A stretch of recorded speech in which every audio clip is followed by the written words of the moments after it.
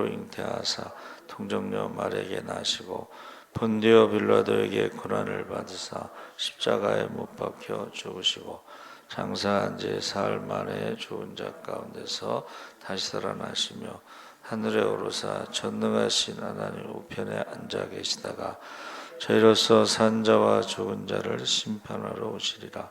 성령을 믿사오며 거룩한 공예와 성도가 서로 교통하는 것과 죄를 사하여 주시는 것과 몸이 다시 사는 것과 영원히 사는 것을 믿사옵나이다. 아멘.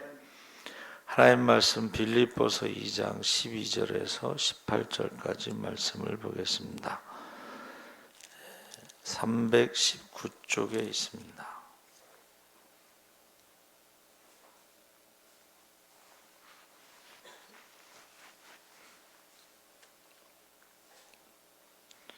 우리 12절에서 18절까지 우리 다 같이 읽겠습니다. 그러므로 나의 사랑하는 자들아 너희가 나 있을 때뿐 아니라 더욱 지금 나 없을 때에도 항상 복종하여 두렵고 떨림으로 너희 구원을 이루라. 너희 안에서 행하시는 이는 하나님이시니 자기의 기쁘신 뜻을 위하여 너희에게 소원을 두고 행하게 하시나니 모든 일을 원망과 시비가 없이 하라. 이는 너희가 흠이 없고 순전하여 어그러지고 거스르는 세대 가운데서 하나님의 흠없는 자녀로 세상에서 그들 가운데 빛들로 나타내며 생명의 말씀을 밝혀 나의 다름질이 헛되지 아니하고 수고도 헛되지 아니하므로 그리스도의 날에 내가 자랑할 것이 있게 하려 함이라. 만일 너희 믿음의 재물과 섬김 위에 내가 나를 전제로 드릴지라도 나는 기뻐하고 너희 무리와 함께 기뻐하리니 이와 같이 너희도 기뻐하고 나와 함께 기뻐하라. 아멘. 할렐루야. 네, 잘 오셨습니다. 감사합니다. 오늘 말씀의 제목이 하나님의 소원, 이러한 제목인데, 하나님의 소원은 한마디로 말하면 복음에 합당한 생활을 하라. 중국의 1% 부자는 가정용품을 전부 일제를 사용한다고 해요. 심지어는 물도 일제 생수를 배달해서 마신다는 것입니다. 왜 그러냐 하니까, 왜 그럴 것 같아요? 중국제는 짝퉁이 너무 많아서 믿을 수 없기 때문이라는 것입니다. 그래서 어느 정도 짝퉁이 많은지를 보여주는 예화가, 어느 농부가 봄에 종자를 사서 뿌렸어요. 그런데 싹이 나지 않는 거예요. 네? 씨앗들이 모두 가짜였어요. 한 해 농사를 망친 농부는 너무 속이 상해서 자살하려고 농약을 사서 마셨습니다. 그런데 죽지 않았어요. 농약도 가짜야. 야, 이게 이제 웃자고 하는 말이지만 세상에 진짜 같은 짝퉁들이 얼마나 많습니까? 근데 가장 심각한 짝퉁은 믿음의 짝퉁입니다. 그래서 요새 믿음의 짝퉁들이 밝혀지고 있는데, 희한하게도 문제를 일으키는 사람들이 거의 짝퉁들이고, 짝퉁은 명품에 많다 그랬어요. 누가? 그래서 말콤 그레드웰이 쓴 아웃라이어라는 책이 있는데, 이것은 그 사람이 만든 게 아니고 부재로 성공의 기회를 발견한 사람들. 원래 아웃라이어라는 말은 본체에서 분리되거나 따로 분류되어 있는 물건 또는 표본 중 다른 대상들과 확연히 구분되는 통계적 관측치를 의미하는 명사. 굉장히 어렵죠. 근데 쉽게 말하면 아웃라이어의 그 책의 내용이 뭐냐면, 1만 시간의 법칙이야. 많이 들어봤죠? 1만 시간은 하루 3시간씩 10년을 하면 1만 시간이 되는데 그 분야에서 하루 3시간씩 10년을 투자하면 아웃라이어가 될 수 있다. 그러니까 성공할 수가 있다 이 말이죠. 우리나라 말로 하면 이제 달인 같은 거예요. 한 10년 정도 되면 달인이 된다 그러고 20년을 하면 명인이 된다. 명인은 뭐냐면 이름을 남길 수 있다는 거예요. 이름을. 그래서 말콤 그레드웰이 처음에 하키 선수들을 분석하기 시작했습니다. 그래서 하키 선수들 가운데 1월, 3월생들이 청소년 대표팀에서 압도적으로 최상위 그룹에 속하가 있는 것을 분석해내면서 성장기의 몇 개월이 뒷날 월등한 실력 차이를 나타내고 있다는 사실을 찾아낸 거예요. 그래서 우리가 이제 기독교가 종교개혁하면서 천주교는 뭐를 했냐면 교육에 집중했습니다. 그러면서 얼마나 교육에 자신감을 갖냐면 6개월만 아이를 맡기면 평생을 책임질 수 있다. 그렇게 말했어요. 그러니까 지금 말콤 그레드웰이 말하는 어렸을 때 몇 개월이 뒷날에 월등한 실력 차이를 나타내는 것을 발견해. 그 위에 우리가 잘 아는 사람들 있죠. 성공신화 사람들, 모차르트, 비틀즈, 빌 게이츠, 빌 조이 등등의 인물들을 또 관찰했는데 그들의 성공이 절대 우연이나 부모를 잘 만나거나 혹은 시기가 적절했기 때문이 아니라고 강조하면서 그 성공한 사람들이 바로 1만 시간의 법칙에 충실한 사람들이었다. 그러니까 우리가요 무엇을 할 때 헛된 망상으로 시간을 보내지 말고 우연한 성공 한 방에 이루어지는 것은 없다는 것입니다. 그래서 진정한 아웃라이어는 1만 시간의 투자를 통해서 이루어진다. 그래서 이것을 어떤 분은 꾸준함이 능력이다. 1만 시간의 법칙을 꾸준함이 능력이다. 그렇게 말하고 있어요. 그러니까 공부도 매일 하는 사람이 잘하고 사업도요 매일 하는 사람, 생활도 신앙도 그 원리가 적용이 된다는 것입니다. 그래서 제가 우리 학생들 영어 가르칠 때도 보니까 매일 하면은 성적이 올라가게 돼 있어요. 매일 안 하던 사람이 매일 하면요 성장이 점수가 수직 상승해요. 그래서 마음을 새롭게 함으로 변화를 받기 위해서 많은 시간과 노력이 필요하고 신앙생활만큼 거품이 심한 것이 또 어디 있겠는가.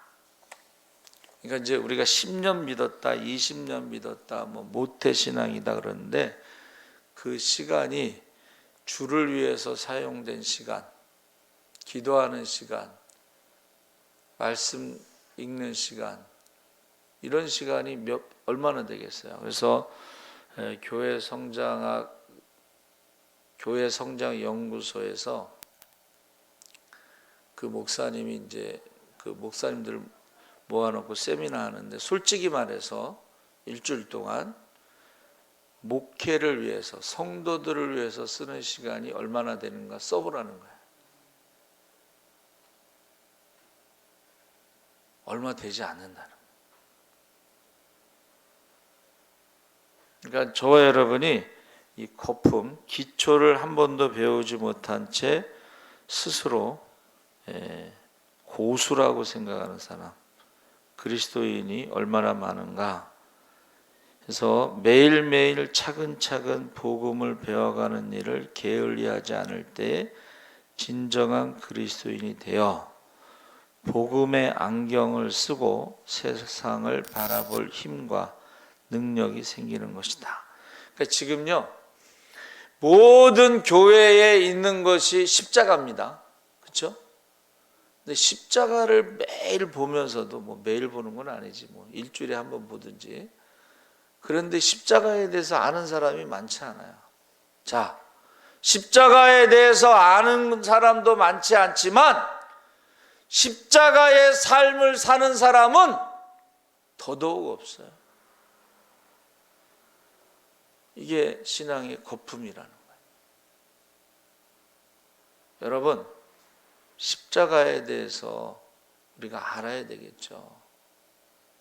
십자가의 은혜를 우리가 알면요, 십자가만 바라봐도 가슴이 찡한 거예요.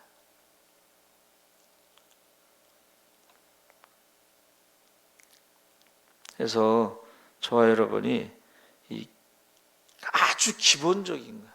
아주 기초적인 거예요. 십자가에 대해서 알아야 되고, 두 번째는 십자가의 삶을 살아야 돼요. 그런데 찾아보기가 힘들다는 거예요. 사도는 지금까지 복음에 합당한 생활에 관해서 이야기하면서, 여러분, 복음에 어울리는 옷을 입고 천국 시민권자로 자부심을 느끼며 살아가는 것이 복음에 합당한 생활의 핵심이라는 거예요. 복음에 합당한 생활을 받들고 있는 기둥이 바로 예수 그리스도의 마음입니다.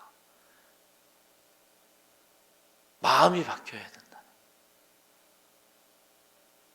그리스도의 마음으로 바뀌지 않으면 복음에 합당한 생활을 할 수가 없다는 것입니다.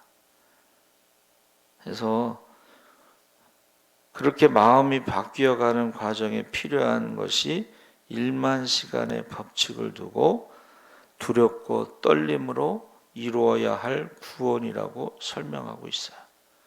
우리의 구원은 그냥 은혜로 주어진다, 이렇게 잘못 알고 있어요. 지난번에 말씀드린 것처럼 십자가의 구원 은혜는 구속이라는 말을 쓰고, 십자가의 은혜를 받아들이는 것이 믿음이라는 거예요. 그것을 받아들인 사람이 하나님의 자녀가 돼서 그냥 천국에 가면 얼마나 좋겠어요? 그때부터 영적인 싸움이 시작되는 거예요. 그때부터 영적인 싸움이 치열한 거예요. 제가 전도하다가요, 죽은 사람들이 많잖아요. 왜 죽었을까? 마귀가요, 데려가는 거예요. 그러니까 저는 그때 회개한 게, 일주일에 한 번 전도 나가는 거는 취미생활이라는 거예요. 왜? 내가 전도를 하니까는 마귀가 그 사람을 데려가더라는 거예요. 속은 거지. 속은 거예요. 그래서 저와 여러분이 두렵고 떨림으로 이루어야 할 구원은 지속성이라는 것을 말해요. 꾸준하게 변함없이 예수를 믿고 말씀을 따라 살아갔느냐. 저는 대표기도인데 모태신앙이에요. 그런데 대표기도 빼달라는 집사님의 전화를 받고 당황했어요. 대표기도 빼달라는 거예요. 모태신앙인데. 그리고 언제부턴가, 여러분, 제가 어렸을 때는요, 새벽 기도에도 대표 기도가 있었어요. 강권사님, 새벽 기도 때 대표 기도 아셔요? 있었죠? 새벽 기도 대표 기도가 있었어요. 그래서 제가 당연히 새벽 기도에 대표 기도를 시켰더니 목사님이 전화가 왔어. 정전사, 새벽 기도에 대표 기도 시키지 마. 지금 새벽 기도 대표 기도 없어졌죠? 수요 예배도 마찬가지. 주일 오후 예배도 마찬가지고, 어느 교회는요, 주일 오전에도 대표 기도가 없어가지고, 근데 부흥되고 있대. 그 숫자적인 부흥이에요. 여러분, 기도하지 않고 어떻게 신앙생활을 하겠어요? 이 영적인 싸움인데, 하나님과의 대화인데, 하나님과의 교제인데, 그 교회가요, 만민의 기도하는 집인데 기도가 점점 없어지는 거야. 점점 신앙생활하면서 기도하는 사람이 많지가 않아. 예? 얼마나 기도하시? 식사할 때도 기도 안 하고, 예? 식사할 때 제가 처음에는 놀랐어요. 식사기도 안 하고 먹더라고. 그래서 저와 여러분이요, 복음에 합당한 생활이 뭐예요? 주님의 마음으로 변화돼서 우리가 살아가는 것입니다. 12절 13절에 보니까는 하나님이 우리를 구원하실 때 소원이 있는데 13절에 새 번역으로 하나님은 여러분 안에서 활동하셔서 여러분으로 하여금 하나님을 기쁘게 해드릴 것을 염원하게 하시고 실천하게 하시는 분입니다. 쉬운 성경에는 하나님께서는 여러분 안에서 하나님이 기뻐하신 일을 할 수 있도록 돕고 계십니다. 또한 하나님은 할 수 있는 힘과 능력을 여러분에게 공급해 주실 것입니다. 그러니까 우리 안에 들어오신 성령께서는 우리로 하나님이 기뻐하시는 일에 소원을 갖도록 역사하시는 거예요. 여러분, 하나님의 소원이 뭐예요? 할 수만 있으면 모든 사람이 다 구원받는 거예요. 할 수만 있으면 모든 사람이 다 구원받는 거예요. 그 소원을 우리 마음에 두셨다는 것입니다. 그리고 그 소원을 이루기 위해서 우리에게 담대하게 복음을 전할 수 있도록 하신다는 것입니다. 그래서 우리에게 소원이 구체적으로 성경에는 항상 복종하여 두렵고 떨림으로 구원을 이루는 것이고, 둘째는 어그러지고 거스리는 세상 가운데서 순전하고 흠없는 빛들로 나타나는 것이고, 셋째는 생명의 말씀을 밝히는 일인데 이것을 모두 합하면 복음에 합당한 생활이 된다는 것입니다. 그러니까 하나님의 소원이 뭐예요? 복음에 합당한 생활. 성도가 그런 소원을, 그런 염원을 가지고 살아가기를 원하시는데 우리 안에서 행하시는 하나님, 성령님의 소원도 마찬가지입니다. 그래서 우리가 하나님 사랑, 예배 축복이라고 제가 써놨죠. 예배드리지 않고 기도하지 않고 찬송하지 않고 감사하지 않고 말씀에 순종하지 않고 복받기를 원하는 것은 불가능한 것을 바라보는 거예요. 천국 가는 것도 불가능한 것입니다. 적당히 대충 슬쩍 천국에 들어갈 수 없습니다. 12절 14절에 복종하여 두렵고 떨림으로, 그래서 첫 번째 항상 복종하여 두렵고 떨림으로 이루어가는 것이 구원인데, 이게 이제 성화의 과정을 설명하는 것으로 우리가 구원을 이루라 이렇게 알고 있습니다. 실제로 우리 신앙생활에는 뭐 이런 과정이 있지만은 요한복음 1장 12절에 영접하고 이런 표현이 있죠. 주님을 영접하고 나면 그 다음에 그 주님과 어떻게 살 것인가가 중요하다. 생명을 얻고 더 풍성히 얻어야 한다는 말씀으로 표현하고 있는데, 주님이 선한 목자가 되셔서 하시는 일이 단순히 생명을 얻게 하는 일만이 아니라 그 생명을 더 풍성하게 누리게 하시기 위해서 양의 문이 되시고 선한 목자가 되어 주신다는 거예요. 그러니까 우리가 생명을 얻는 것으로 끝나는 게 아니고 더 풍성하게 생명을 얻게 하시고 누리게 하시고 우리가 풍성한 삶을 살도록 하는 것이 주님이 하시는 일이다. 그래서 나의 사랑하는 자들아, 너희가 나 있을 때뿐만 아니라 더욱 지금 나 없을 때에도 항상 복종하여. 나 없을 때 지금 바울이 어디 있어요? 빌립보 감옥에 있잖아요. 지금 빌립보 감옥에서 빌립보서를 썼잖아요. 그러니까 나 있을 때뿐만 아니라 내가 없을 때에도 어떻게 하라는 거예요? 두렵고 떨림으로 이루어가는 구원이 무엇인지 지금 말하고 있는데, 그것이 바로 항상 복종하는 자세다 그랬습니다. 그러니까 항상 복종한다는 것이 중요하다. 지금 빌립보 교회 상황이 어떠냐면 사도 바울이 개척했을 때부터 지금까지 많은 사랑을 가지고 바울을 후원한 교회고, 그런데 2장 3절에 다툼과 허영이 교회를 어렵게 하고 있다. 14절에 원망과 시비가 생겼다. 4장 2절 3절에 빌립보 교회의 유력한 지도자들인 유오디아와 순두계 간에 다툼이 있었다. 그래서 지금요, 사도 바울이 빌립보 교회가 주 안에서 같은 마음을 품어야 된다, 이렇게 권면하고 있습니다. 이 다툼은 교회를 병들게 하기 때문에 그렇습니다.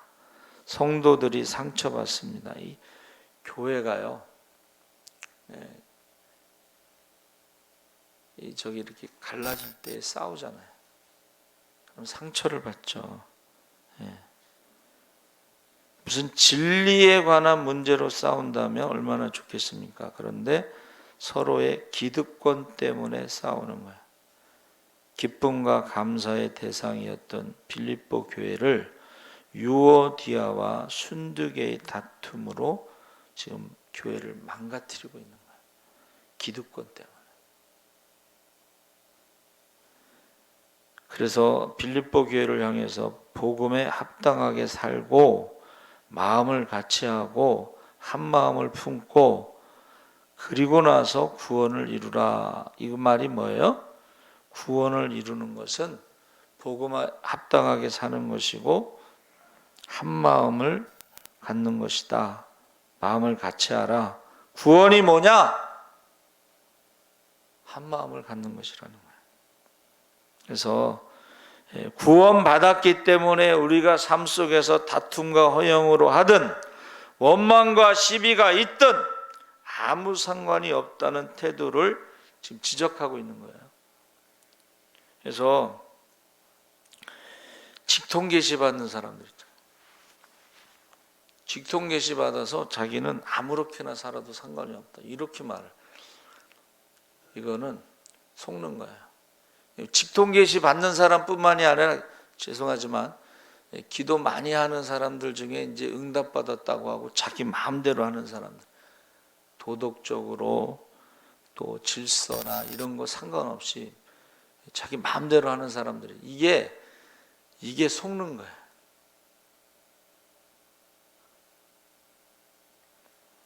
목사가 오실 때요, 면접을 하잖아요. 자, 전도사가 이제 기도하고 응답 받았어요. 근데 목사님은 동쪽으로 가는 거고 자기가 응답 받은 건 서쪽으로 가는 거야. 그럼 어떻게 해야 되느냐 물어봤어요.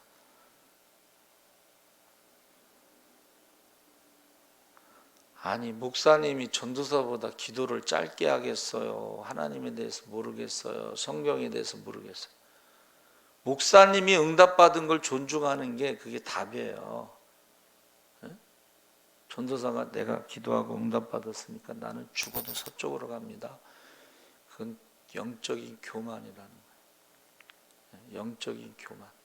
영적인 교만이 뭐냐면 문둥병이라는 뜻이에요.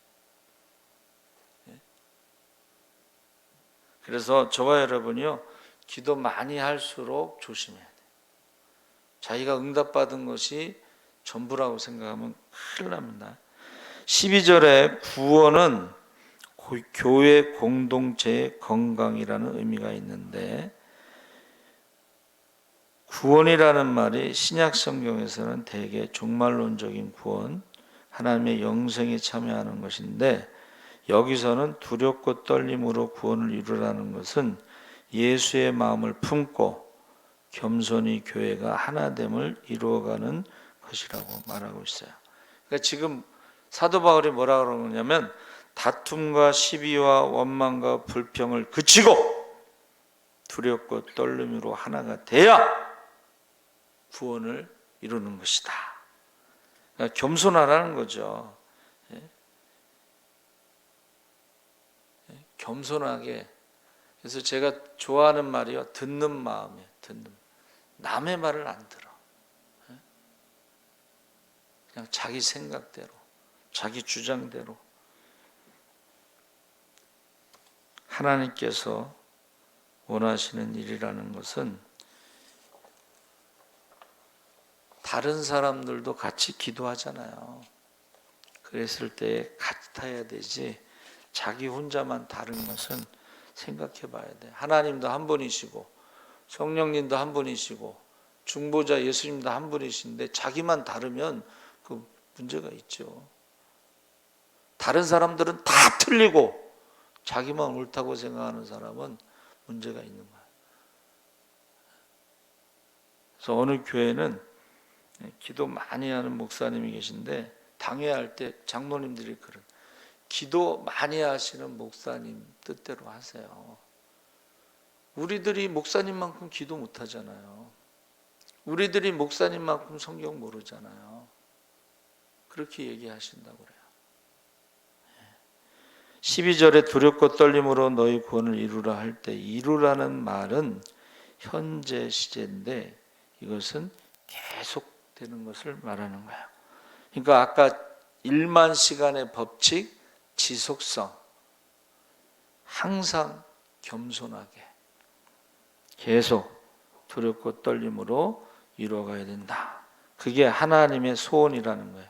그게 하나님의 소원이라는 거예요. 그래서 두렵고 떨림으로 이루는 구원의 모습은 한마디로 말하면 복종하는 거예요. 순종하는 거예요. 그래서 오늘 본문의 가장 중요한 단어가 그러므로, 이 그러므로라는 단어 앞뒤에, 앞에는 5절에서 11절 예수 그리스도께서 죽기까지 복종하신 것을 말하고 12절에서 18절도 역시 복종을 말하는 거예요. 하나님의 아들도 종의 형체를 가져 죽기까지 복종했는데 너희도, 그러므로 너희도 너희에게 이미 주신 구원을 온전하게 하기 위해서 항상 복종하는 삶을 살라. 이게 바로 두렵고 떨림으로 이루는 구원입니다. 그래서 여러분, 구원은 노력이 아니고 열심도 아니에요. 이게 착각하면 안 돼요. 구원은 노력도 아니고 열심도 아니고 복종하는 거예요. 우리가 신앙생활 열심히 하는 것을 하나님의 소원으로 생각하는, 착각하는 거예요. 열심히 하는 것은, 여러분, 신앙생활 열심히 한 사람들이 누가 있어요? 바리새인들은 인생 전체가 신앙생활이야. 일주일에 몇 번씩 금식하고 기도하고 구제하고 삶 전체가 신앙생활의 열심인데 하나님이, 주님께서 그들의 열심을 받지 않으셨어요. 왜? 그 열심을 가지고 자랑하고 교만하고 세리와 창기를 기뻐하신 것은 주님을 받아들였기 때문에 그래요. 바리새인들은 주님을 받아들이지 않았죠. 그렇죠? 그래서 두렵고 떨림으로 이루는 구원은 노력도 아니고 열심도 아니고 복종이라는 것입니다. 한 사람이 예수 안에서 신앙이 자라갈 때 그 사람은 점점 더 하나님의 뜻에 겸손히 머리를 숙여서 어떤 분은 항복하게 된다. 하나님의 자녀로 처리된다. 마태복음 21장 28절 32절에 포도원의 두 아들의 비유가 나오죠. 큰아들이 처음엔 예스 그러고 안 갔죠. 둘째는 노 하고 뉘우치고 갔죠. 큰아들은 누구예요? 바리새인들, 세리들. 예스 하고 안 간 거예요. 바리새인과 세리들. 그런데 둘째 아들은 노 했지만 회개하고 갔다는 거예요. 그게 창기와 죄인들을 말하는 것입니다. 그래서 저와 여러분이 열심으로 구원받는 거 아니다. 하나님께 항복하고 복종하기 때문에 바로 생명의 말씀에 복종하는 것입니다. 호와드 핸드릭은 복종이란 말에 주님이 이기고 내가 지는 것이 아니라 주님이 이기고 내가 이기는 것이다. 왜냐하면 주님의 가치가 나의 의지를 변화시키기 때문이다. 다시 말해서 주님께서 좋아하시는 것을 나도 좋아하는 것이 바로 복종이다. 주님께서 나를 변화시켜 가지고 주님이 좋아하시는 것은 나도 좋아하게 되는 게 그게 복종이라는 거야. 그게 성숙이고 성화라는 것입니다. 그래서 12절에 너희가 나 있을 때뿐만 아니라 더욱 지금 나 없을 때에도 사람들은 언제 복종해요? 누군가가 보고 있을 때 복종하죠. 하나님은 아무도 안 보는 곳에서 나를 보고 계시는 분이시다. 그러니까 지금 복종은 어떻게 해야 되냐면 하나님이 보고 계셔. 여러분, 유럽의 종교 개혁이 나라마다 다 틀리잖아요. 프랑스의 칼빈, 그리고 스위스의 쯔빙글리, 침례교, 그리고 루터, 독일의 루터. 이게 강조점이 다 다르지만 한 가지 공통점이 뭐예요? 코람 데오, 유명한 말이죠. 하나님 앞에서. 하나님이 보고 계셔, 이 말이 하나님 앞에서. 이것을 조금 어려운 말로 신, 전, 의, 식.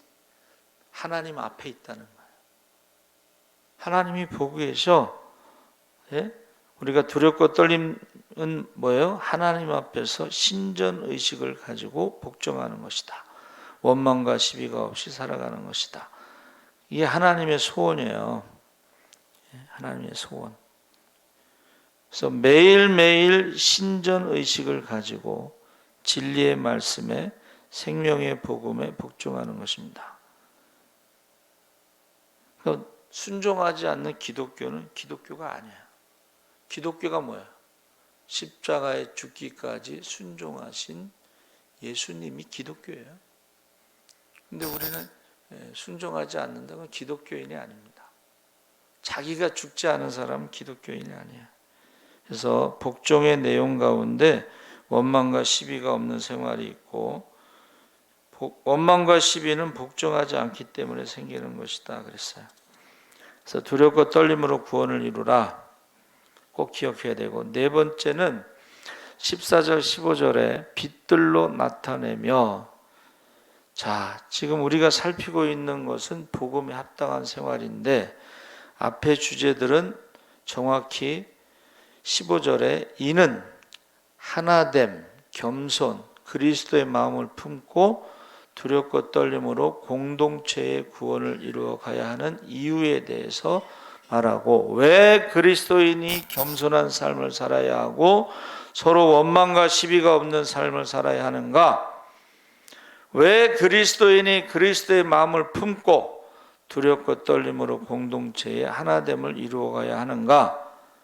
그게 교회의 본질이라는 거예요. 교회는 주님이 머리 되시고 우리는 지체, 몸이잖아요. 근데 몸이 하나가 안 되면 어떻게 되는 거예요? 문제가 심각해집니다. 그렇죠? 하나가 안 되면. 하나가 되지 않을 때 오는 병이 루푸스 병이잖아요. 자기가 자기를 공격하는 거예요. 여러분, 자기가 자기를 공격하면 자기도 죽고 그 사람이 죽을 때 그 가정은 얼마나 힘들겠어요. 루푸스 병 환자가 있으면 가정은 얼마나 힘들겠어요. 루푸스 병이 있는 교회는 얼마나 힘들겠어요. 제 친구 목사가 교회를 갔는데 장로님 아들이 백혈병에 걸렸어. 청년. 가자마자. 막 금식기도 하고 막 난리가 났어. 근데 결국 죽었어요. 참 거기서 목회하기가 쉽지 않을 것 같아요. 살았어야 되는데, 고쳤어야 되는데 거기서 죽은 거야. 여러분, 저와 여러분이요, 두렵고 떨림으로 공동체의 하나됨을 이루어가야 하는데 그것이 교회의 본질이다. 사도는 어그러지고 거스르는 세대 가운데 흠없는 자녀로 세상에서 그들 가운데 빛들로 나타내며, 세상에서 그들 가운데, 이 말은 뭐예요? 우리는 세상 속에 살고 있다. 세상을 떠나서 산속에 들어가는 것이 아니다. 세상 속에서 뭔가를 해야 되는데 그것이 바로 뭐라 그랬어요? 너희는 세상의 빛이라. 여러분, 수도원에 가서 거룩하게 되는 게 아니고 세상에서 빛으로 사는 것이 거룩이라는 거예요. 세상과 구별된 게 거룩이지 수도원에 가서 혼자 사는 게 거룩이 아니에요. 예인 수녀가 이야기를 했어요. 친구가 자기는 결혼하고 아들 딸 낳고 사는데 좀 속세에 사는 때 묻은 것 같고 이예인 수녀는 거룩한 것 같다고. 그래서 이예인 수녀가 아니라는 거야. 혼자 산다고 거룩한 게 아닙니다. 세상의 빛으로 살아가는 것이 거룩한 것이다. 그래서 세상은 악하고 세상을 떠나서 사는 것이 아니라 세상이 어둡기 때문에 빛으로 살아가야 되는 거예요. 세상이 어둡기 때문에, 세상이 썩어가기 때문에 세상을 등지는 것이 아니라 세상의 소금으로 살아가는 것입니다. 그래서 이 어그러졌다는 말은 겉모습이 비틀린 것, 비틀거리는 게 아니라 비틀린 것. 그래서 세상이 드러내고 있는 행위가 비틀린 모습으로 어그러졌다. 바벨탑을 쌓았던 인간들처럼 추구하고 만들어내는 것들이 하나님을 반역하는 것들. 거스른다는 말은 속사람이 잘못되었다는 거예요. 무슨 말을 해도 이게 속사람이 뒤틀려가지고 꼬여있는 사람들이 있어요. 그래서 그 사람들은 마음속에 추구하는 것들이 하나님을 거스리는 것이다. 추구하는 것이 정욕적이고 쾌락적이고 하나님을 반역하는 것들이다. 그러니까 속사람이 잘못된 것을 추구하는데 밖으로 드러나는 것이 좋은 것이 나올 수 없다. 그래서 마음에 가득한 것이 입으로 나온다. 그래서 이 하나님의 표준에서 벗어났다. 어그러지고 거스르는 것은 벗어났다. 하나님의 기준에서 벗어났다. 그 말씀의 기준에서 벗어났다. 그런 말이죠. 그래서 세상 가운데서요, 우리가 살고 있는데 그 세상은 어그러졌다. 거스린다. 여러분, 예수님 뭐라 그랬어요? 주인을 죽이는 자들이 그 종들은 어떻게 하겠느냐 이렇게 말했어요.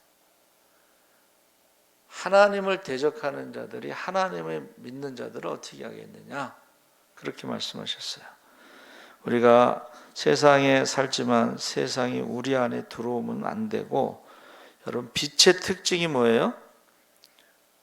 빛은 절대 어두움과 함께 할 수 없습니다. 그러니까 빛은 밖에나 안에나 동일하다는 거예요.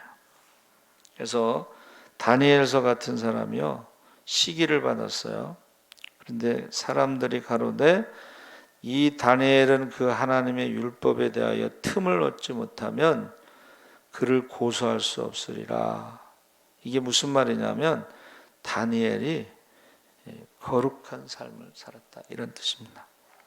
그래서 우리가 구별된 삶을 살은 것이 세상의 빛.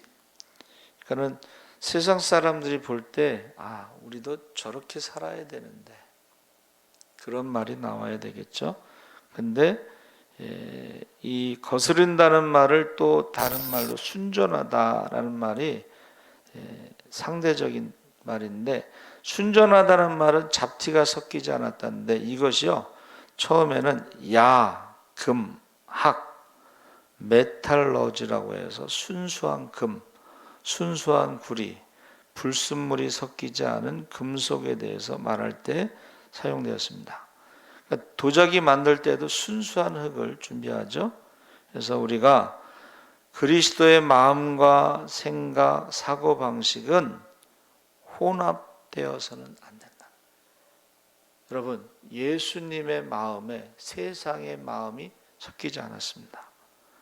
그래서 사사시대 보면 가장 큰 특징이 뭐예요? 하나님과 우상을 같이 섬겼다는 거예요. 이게 혼합주의예요.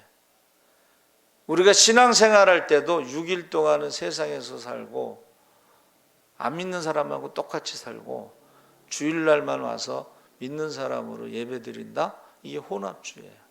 가면을 쓰고 사는 거죠. 그래서 이 거스른다는 말은 순전하다는 말의 상대적인 개념이고 야금학에서 메탈러지에서 사용한 것인데 이것이 순수한 금, 순수한 구리, 불순물이 섞이지 않는 것입니다. 그래서 우리의 마음과 생각과 사고방식에 세상적인 것이 혼합돼서는 안 된다. 그래서 하나님의 소원은 뭐예요? 어그러지고 거스르는 세대 가운데 그리스도인은 흠이 없고 순전한 모습을 보여주는 것이 하나님의 소원이다. 그래서 흠 없는 자라고 할 때 책망할 것이 없는 자녀라고 그랬어요. 책망할 것이 없는 자녀. 결국 세상의 빛들로 나타내며 여기서 빛은 어두울수록 더 빛나는 것이죠. 그러니까 사실은 지금 주님이 오실 때에 회개하라 천국이 가까웠다는 것은 죄의 밤이 이제 깊어가서 성문이 닫혔고 좁은 문만이 열려 있어서 좁은 문으로 들어가려면 모든 것을 내려놓고 들어가야 돼. 근데 세상적인 거 붙잡고 있으면 좁은 문으로 들어갈 수가 없어. 그래서 이 어두울수록 빛이 더 빛나야 돼. 그러니까 지금 세상이 힘들다 어렵다 그러면 교회가 막 빛이 나야 돼. 그래서 어느 교회는 막 마스크 만들어서 나눠주고 또 어려운 사람들 뭐 반찬 갖다 주고 막 열심히 하는 교회도 있습니다. 그런데 그냥 포기해버린 교회도 많죠. 그래서 우리가 빛의 특징은 겉과 속이 완전히 같다. 어두울수록 더 빛난다. 그래서 우리 친구가 전도하려면 같이 술도 먹어야 되고 뭐 그렇게 얘기하더라고. 그래서 제가 기도를 해봤어요. 그래서 제가 답을 줬어요. 어두운 세상에 빛이 불을 끄면 어떻게 되겠냐? 똑같이 술 먹으면 어떻게 되겠냐? 이제 그 말을 한 거야. 세상에서는 술을 마셔도 우리는 술을 먹지 말고 빛으로 살아가야 되겠죠. 다섯 번째로는 생명의 말씀을 밝히라. 16절 18절에 항상 복종하는 삶을 통해 두렵고 떨림으로 구원을 이루는 복음에 합당한 생활은 원망과 시비가 없이 공동체적 구원을 이루어가는 삶이며 어그러지고 거스리는 세상 가운데 흠없는 빛의 자녀처럼 나타나는 것인데 그 다음에요.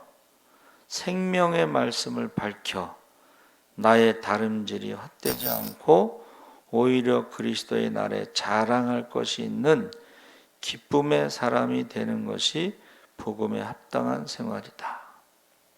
이 밝혀라는 밝혀라는 말이요. 난하주 어려운 것을 밑에 설명해 놓은 것이 붙들어 이렇게 되어 있습니다. 밝혀가 뭐예요? 붙들다. 그러니까는 그리스도의 날까지 생명의 말씀을 붙들고 살아가는 것이 복음에 합당한 성도가 복종하여 두렵고 떨림으로 구원을 이루어가는 원동력이다. 그래서 생명의 말씀을 붙들고 해야 하는 일이라는 생각은 바로 생명의 복음을 복종하는 것이다. 여러분, 복음이 한마디로 말하면 십자가입니다. 그렇죠? 우리는 말씀을 붙잡는다는 뜻은 십자가를 붙잡는 것이다. 그래서 우리가 이 아웃라이어들이 1만 시간의 법칙을 가졌다는 말에 세상 사람들도 어떤 분야에서 성공하려면 1만 시간의 법칙에 따른다는 거예요. 그럼 우리가 신앙에 성공하려면 어떻게 해야 돼요? 우리도 역시 꾸준함이 있는데 하나님의 소원을 잘 듣고 그 그 소원을 따라가야 된다 하는 것을 말해주고 있습니다. 그래서 항상 복종하는 시간이 1만 시간이 아니라 6만 시간, 10만 시간이 되어 계속 우리가 하나님의 소원을 이루어드리는 저와 여러분이 되기를 원합니다. 아멘. 그래서 엘리야가 이제 그 갈멜산에서 승리하고 이세벨을 죽이겠다고 그러니까 갑자기 두려움이 찾아오면서 도망갔죠. 그때 엘리야가 한 말이 뭐예요? 하나님, 나만 남았나이다. 엘리야가 볼 때는 나만 남았으니까 이제 나도 이제 죽어서 그냥 하나님 나라 갔으면 좋겠습니다. 했을 때에 주님께서요, 바알에게 무릎을 꿇지 않은 사람이 몇 명? 7,000명이나. 이거 나만 남았다고 생각했는데 그게 아니에요. 오늘날에도 정말 복음에 합당한 생활을 하고 십자가의 삶을 살고 순교자의 길을 가고 이런 사람이 있을까? 라고 생각할 수 있지만 아직도요, 십자가의 삶을 사는 사람들이 있어요. 아직도 십자가를 붙잡고 있는 사람들이 있어요. 그러니까 저와 여러분이 이 시간에 나는 복음에 합당한 생활을 하자. 나는 십자가를 붙잡자. 세상의 빛으로 살아가자 하는 그런 사명감을 가져야 돼. 안 그러면은 세상과 교회가 뭐가 다른지 사람들이 몰라요. 그래서 이 시간에 꼭 1만 시간의 법칙이 아니라 우리는 평생 주님 부르시는 그날까지 꾸준하게 하나님 말씀을 주야로 묵상하고 또 기도를 쉬지 않고 때를 어떤지 못 어떤지 복음을 전하고 모든 사람의 핏값에서 자유함을 누리고 그리고 하나님 앞에 섰을 때 상 받는 자 되기를 주의 이름으로 축원합니다. 아멘. 살아계신 하나님 아버지 감사합니다. 하나님의 소원에 대해서 우리가 말씀을 나누었습니다. 우리가 하나님의 소원대로 우리가 복음에 합당한 생활을 하게 하시고 정말 꾸준함이 세상에서도 성공의 요소라고 했습니다. 우리의 믿음이 꾸준하게 하시고 기도가 꾸준하게 하시고 신앙이 거품이 되지 않도록 지켜 주시옵소서.